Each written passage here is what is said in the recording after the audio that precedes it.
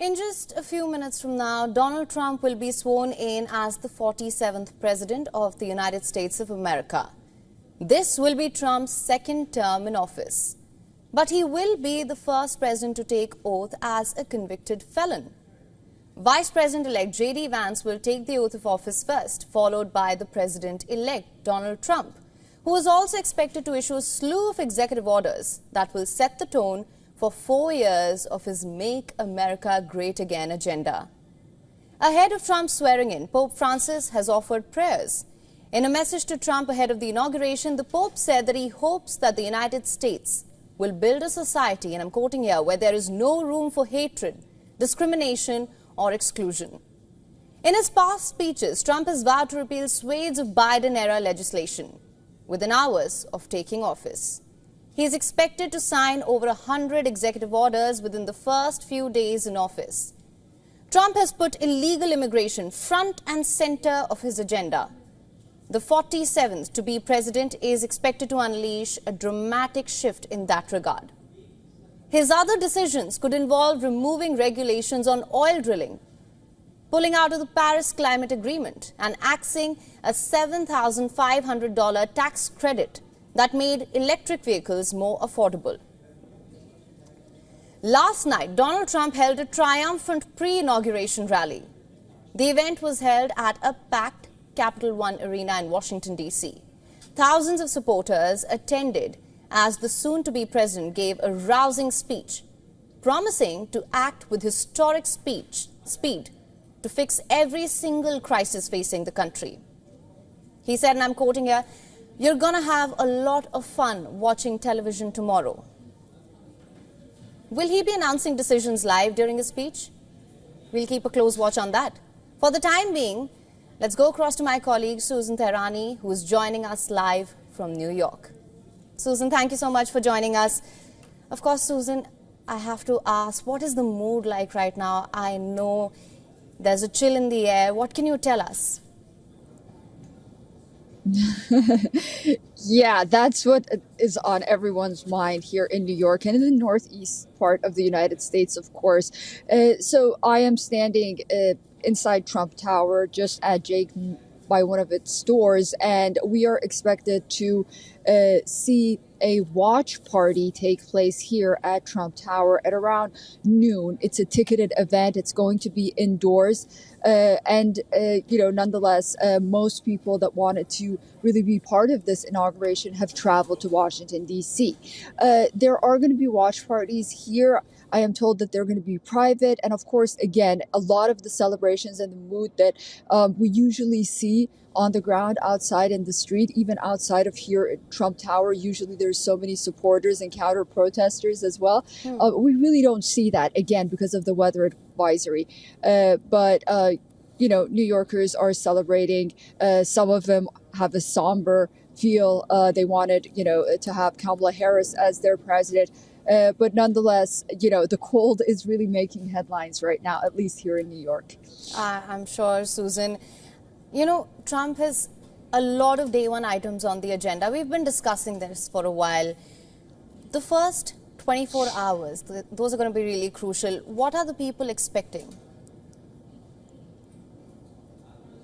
So Trump has made clear that he wants to sign executive orders right after he's inaugurated. We know the number 200 is that magic number, 200 executive orders. Now, regarding the details, we can give you some details. It's going to be very border heavy. It's going to be about immigration. We know that he wants to designate drug cartels as terrorist organizations. He wants to declare a state of emergency for the border. There are some birthright issues for illegal immigrants where if they come here illegally and they have their children, he wants to make that illegal. Right now, that's not illegal. And then, his border czar, Tom Homan, has said that the deportations are going to start right away on Tuesday, which is tomorrow. But we do know that he wants to declare a state of emergency regarding energy as well. Natural gas, liquefied natural gas, the Keystone Pipeline. These were really issues, and they were, close to President Biden's heart when it came to, trying to move towards more green energy and issues of climate change. We're expected to see those sort of overturned as well. Drill, baby, drill. That was his slogan during the campaign. And a lot of those battleground states like Pennsylvania, for example, voted for him because they want their jobs back in the oil and gas industry. Absolutely, Susan. He has made immigration front and center of his campaign as well. Another thing here, though, he did speak about the Russia-Ukraine war a lot. He did say earlier that he would end the war within 24 hours of taking office. Then, of course, he came up with a plan which will span out over months. That being said, is there a plan of action in place for that? And what are we expecting on that front? Yeah, it's interesting regarding the deportations on the border and then the foreign policy aspect of Trump's agenda, which really at the heart of it was this Russia-Ukraine war, and of course what's happening in the Middle East between Israel and Gaza. But I think moving forward, while we don't have any details, there is this understanding that those campaign promises about how to, solve issues like the Ukraine-Russia conflict in 24 hours or less, those are just not plausible and possible. Just like, starting mass deportations on day one, that's not possible as well. These are issues that are going to have to be in stages. And I think that there is an understanding for that in this administration, that what was said on the campaign as sound bites and what's really reasonably able to happen once the president-elect is in office might not be so different, but it definitely is going to be very. It'll take a lot longer than 24 hours. Everyone knows that. Right, absolutely, Susan. In fact, we've been discussing this with experts as well. And of course, the very real challenge is logistics. And to get the war ended in 24 hours, that's not logistically possible. That being said, of course, now is the time for action. We've heard these bold promises. It really remains to be seen how he will act on them and whether he can deliver. What are some of the concerns ahead of his inauguration?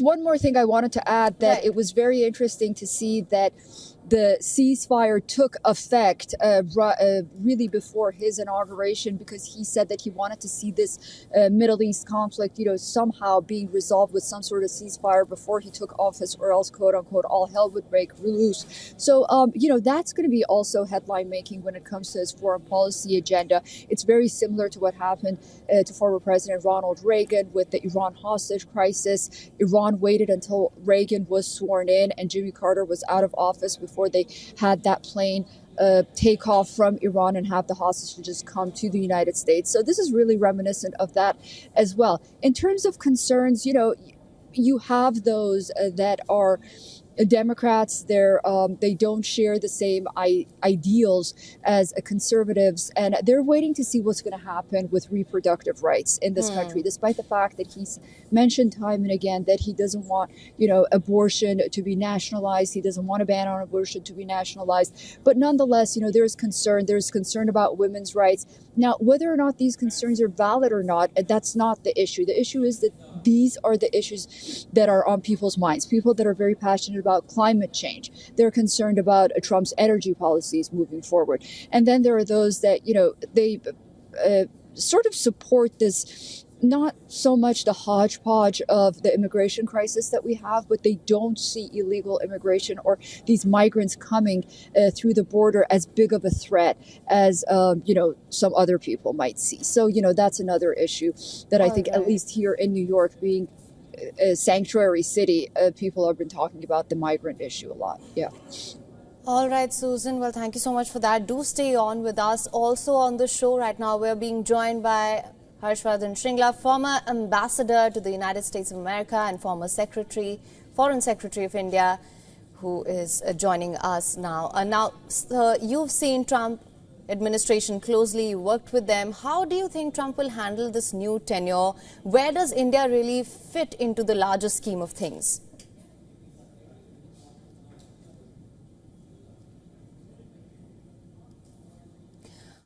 Also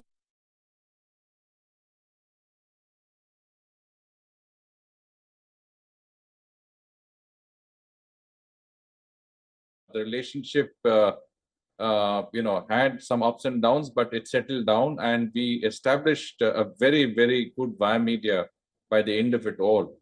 You would recall that Prime Minister Modi and President Trump had that extraordinary Howdy Modi event in Houston, which had 50,000 Indian Americans, listening to the two presidents at that rally.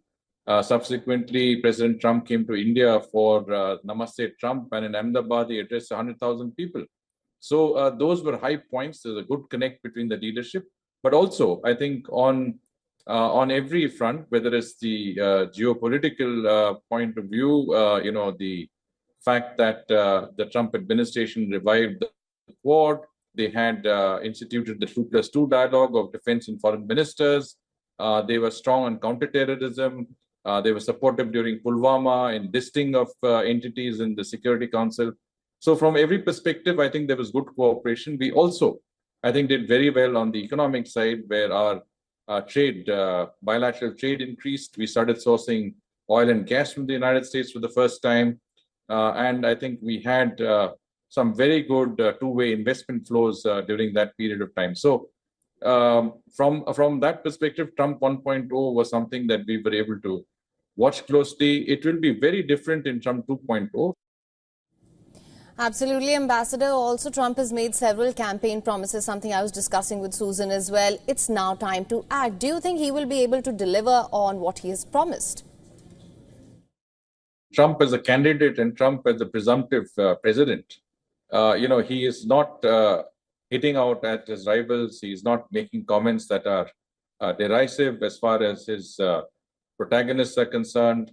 So perhaps there will be greater sagacity. If there is a legacy issue, there are historic issues that are in play, and that might come into focus. But essentially, I think Trump 2.0 will certainly have some of the elements that you would expect in terms of a certain level of unpredictability, a certain level of even spontaneity in terms of decisions, but that's the style that you have to deal with and you have to contend with, and you should be prepared for surprises when you least expect it. But at the same time, you should, in every challenge there is a silver lining, and we have to understand that when it comes to issues such as trade and tariffs, we are not the first in his sight of vision. All right, and when it comes to ties with China, that is another big question. How do you assess Trump reportedly inviting Xi Jinping for the inauguration, and how do you see ties between the two evolving? So Trump's approach is never unidimensional, it's multidimensional. So on the one hand, he has a strong view that China has to be contained, that China's rise in the manner that is rising is detrimental to the interests of the United States. At the same time, he believes that the dumping of cheaper Chinese goods in the U.S. market is preventing manufacturing from coming up in the U.S. You are right in saying that key members of his team have strong views when it comes to containing China, whether it is the incoming Secretary of State Marco Rubio, or whether it's his National Security Advisor Mike Waltz, or whether it is the incoming Defense Secretary Peter Hegseth. All of them have views on China, and they are hawkish views. But at the same time, Trump has said that he's spoken to Xi Jinping, that he's a friend, that he can work out an arrangement with him. So there is both the threat and bluster as well as the accommodation. So there will be a two-pronged approach. All right, Ambassador, thank you so much for your insights on that. And these are the live visuals that we're getting from Washington, D.C., Trump's convoy en route Capitol Hill. Just a few minutes from now, Donald Trump will be sworn in as the 47th President of the United States of America. This will be Trump's second term in office. Vice President-elect J.D. Vance will take the oath of office first, followed by the President-elect Donald Trump, who is expected to issue a slew of executive orders. Next 24 hours of Trump's presidency and Trump's time in office are going to be crucial to watch out for. This will be starting with the opening invocation, with the vice presidential oath, and then the presidential oath and address, as I mentioned. These are the live visuals that we're getting from Washington, D.C. Trump's convoy en route Capitol Hill.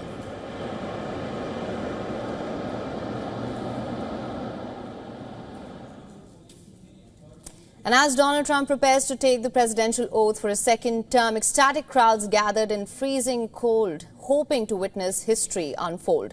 Beyond the celebrations, the world's eyes are now turning to Trump's bold promise, ending the Russia-Ukraine war and securing his claim to a Nobel Peace Prize. Take a look.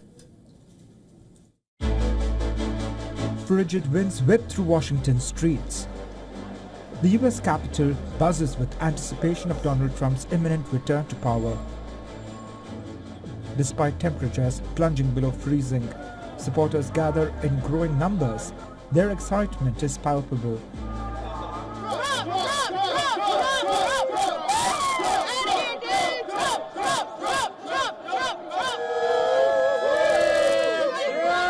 Donald Trump claims credit for facilitating a Gaza ceasefire for hostages deal, a months-long negotiation that finally came to fruition under his envoy's watch.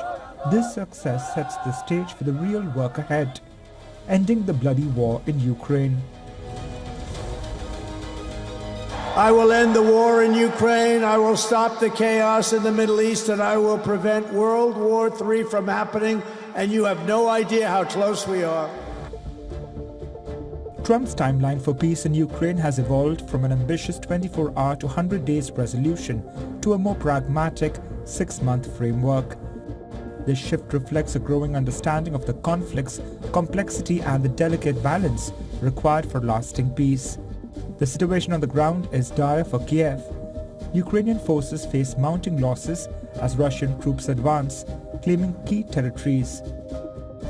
Russian missiles and drones have devastated Ukrainian cities, leaving Kiev in a desperate fight for survival. US support remains critical, but speculation grows that Trump may pressure Ukraine into territorial concessions to expedite a deal. Ukrainian soldiers on the front line accept the grim reality that without the United States backing, it would be near to impossible to sustain the bloody war. It's clear that without American aid, it will be very difficult for us. In fact, it has always been delayed. It was not provided in a timely manner. Some of the military operations that we carried out directly during the 2023 counteroffensive. Many offensive brigades did not receive the equipment that they were supposed to receive, but received it after the counteroffensive. I'm saying this is all geopolitics. Trump has an opportunity to go down in history as a savior of a big nation because we are literally being exterminated. As Russian precision-guided weapons continue to strike Ukrainian cities with devastating effect, Trump's peace initiative gains urgency. His approach draws parallels to previous diplomatic efforts, including the 2020 Abraham Accords and his North Korean negotiations, for which he claims Japanese Prime Minister Shinzo Abe nominated him for the Nobel Peace Prize in 2018. Russian President Vladimir Putin says he is open to negotiations with Trump. Putin has outlined non-negotiable demands, including Kiev's abandonment of NATO ambitions. With both sides entrenched, Trump's task will require a delicate balance of diplomacy, pressure and strategic compromise. The challenge before Trump carries historic weight, achieving a durable peace that preserves Ukrainian sovereignty while ending the bloodshed could indeed merit Nobel recognition. However, a fragile settlement that enables Russian dominance would mark a significant setback for American diplomacy and Trump's legacy. Bureau Report, WION, World is One. For latest news, download the WION app and subscribe to our YouTube channel.